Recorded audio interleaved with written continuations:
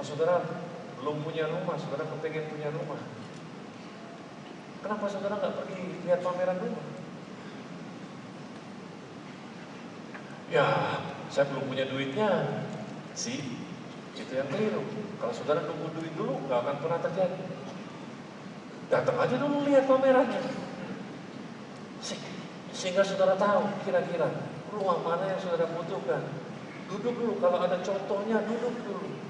Rasakan dulu kalau saudara suka nggak rumah kayak gini. Kalau nggak suka, cari pameran yang lain. Halo? Ya, saudara perlu explore. Saudara perlu lihat dulu. Punya exposure lebih dahulu. Saudara belum bisa pergi ke luar negeri, saya mau tanya, saudara mau kemana sih? Saya mau ke Eropa. Cari foto-foto, kemana saudara mau pergi? Tempelin di dinding saudara, setiap pagi saudara lihat. That's where I wanna be. Suatu hari nanti. Gitu dong. Halo?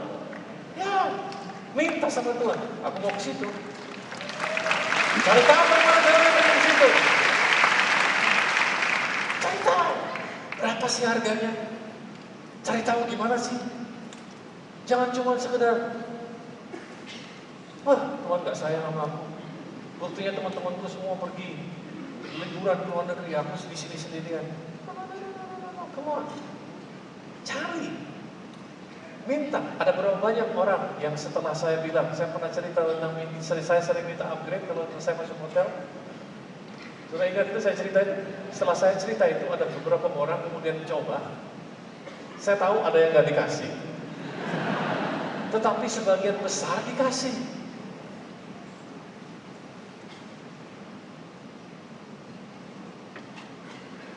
Cuma minta, gak nyolong kok. Paling banter ditolak. Semua kalau ditolak kita tahu pokoknya kita udah nyoba. Tapi jangan kau bilang tidak bisa sebelum kau mencoba. Karena belum tentu tidak bisa. Belum tentu nggak bisa. Belum tentu nggak bisa. Ketuk pintu. Yesus bilang, saya udah ketuk-ketuk Pak nggak dibukain. Pertama pastikan itu pintu atau bukan. Kalau itu tembok ya nggak akan dibuka. Tapi kalau itu pintu, ketuk. Kalau nggak dibuka, cari pintu yang lain. Cari, move on, cari. Dr. Dave Martin bilang di seminarnya hari Senin kemarin, seringkali yang kita tempel di rumah kita adalah foto-foto di masa lampau. Semuanya bagus, gak ada yang salah dengan itu, dia bilang. Tetapi jarang kita tempel foto-foto tentang masa depan, kemana kita mau pergi. Yang ketiga, bangunlah iman percaya kepada Tuhan. Belajar mengenai firman Tuhan dengan benar. Karena firman Tuhanlah dasar dari bangkitnya iman saudara. Dan bagaimana saudara lihat? Bagaimana saudara bisa percaya bahwa saudara bisa mengimani itu terjadi? Iman timbul dari mana? Dari firman Tuhan. Nah kalau saudara nggak kenal firman Tuhan, apa yang mendasari saudara untuk bisa punya iman? Sedangkan mata uang daripada surga bukan dolar, mata uang daripada surga adalah iman. Nah kalau saudara lihat sesuatu, saudara mau pergi ke sana, untuk itu saudara mesti beli, mesti percaya bahwa saudara bisa.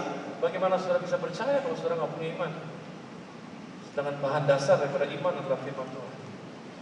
Makanya Yesus suatu kali ditantang untuk melakukan mujizat, dan orang itu bilang seperti ini dalam Markus pasal yang ke-9 ayat 23, kalau engkau dapat. Langsung ini respon Yesus, katamu jika engkau dapat, kalau aku bisa, dia bilang gitu. Dia bilang tidak ada yang mustahil buat orang yang percaya. Tidak ada yang mustahil buat orang yang percaya. Yang keempat, Yang terakhir, saya minta teman-teman maju ke depan. Setia dan bertekunlah. Setia dan bertekunlah. Lakukan apa yang ada di tangan saudara dengan sebaik. Yakobus 1 ayat yang keempat katakan, dan biarkanlah ketekunan itu memperoleh buah yang matang, supaya kamu menjadi sempurna dan utuh dan tak kekurangan satu apapun. Dalam terjemahan bahasa Indonesia sehari-hari dikatakan, jagalah supaya ketambahan hatimu itu terus berkembang sampai kalian menjadi sungguh-sungguh sempurna dan tidak kekurangan dalam hal apapun juga. Setia dan bertekun. Setia itu bukan diam saja. Kalau saudara baca baik-baik Matius pasal yang ke-25, ada cerita tentang seorang yang mau berpergian ke luar negeri, seorang tuan memberikan kepada 3 hambanya talenta. Betul? Saudara ingat cerita itu, Matius pasal yang ke-25, ada satu yang dikasih 5 talenta, ada satu yang dikasih berapa? 2 talenta, dan ada satu yang dikasih berapa? 1 talenta. Kemudian yang dikasih 5 menjalankan talenta ini dan beroleh laba 5 lagi, jadi dia punya 10. Nah, waktu tuannya kembali minta pertanggungjawaban jawab terhadap apa yang sudah dikembalikan, begitu lihat bahwa yang dikasih 5 bisa mengembalikan, bisa punya laba 5, sekarang punya 10, yang dikasih 2 bisa punya laba 2, sekarang punya 4. Tuannya berfirman atau berkata seperti ini, baik sekali engkau hambaku yang setia. Kemudian dia bilang, masuklah ke dalam sukacita Tuhanmu.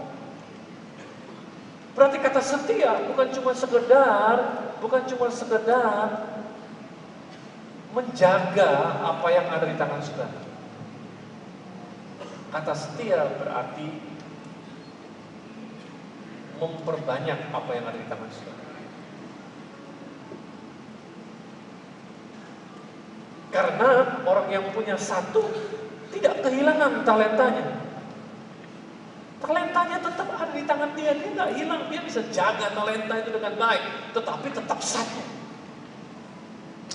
Gak bisa membuahkan banyak.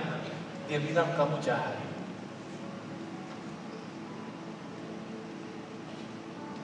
Jadi setia itu hubungannya bukan dengan diam saja.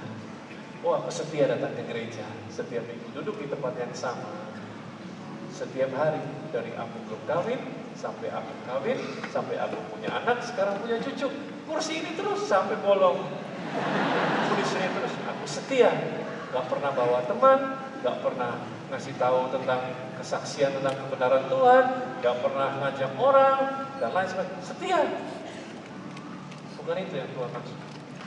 Tapi setia yang dimaksud adalah tetap datang setiap minggu, tetap datang, tetapi pada saat yang bersamaan ada buah dari kehidupan saudara. Ada orang-orang yang bisa mendapatkan buah dari kehidupan saudara.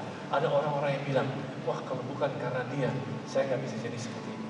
Kalau bukan karena dia, hidup saya nggak seperti ini. Kalau bukan karena dia, Tuhan tidak ada dalam hidup saya. Kalau bukan karena dia, hidup saya berantakan. Kalau bukan karena dia, itu namanya setia. Engkau berbuah banyak. Sampai keringetan.